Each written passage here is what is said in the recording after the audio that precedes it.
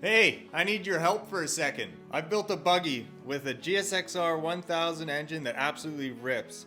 I built a racing mower with a Honda CX500 engine. I built a mobility scooter with a 125cc 4-stroke engine and a fully built Honda Dio with a 120cc 2-stroke engine. I want to see what you guys want me to build next. Drop a comment of any crazy build ideas that you've seen other people do or something that you've thought of but you've never seen anyone do before, because I want to do it. Don't forget to check out my YouTube channel at Cody's Custom Creations, where I have all the build videos for everything that I've built. See you guys in the next one.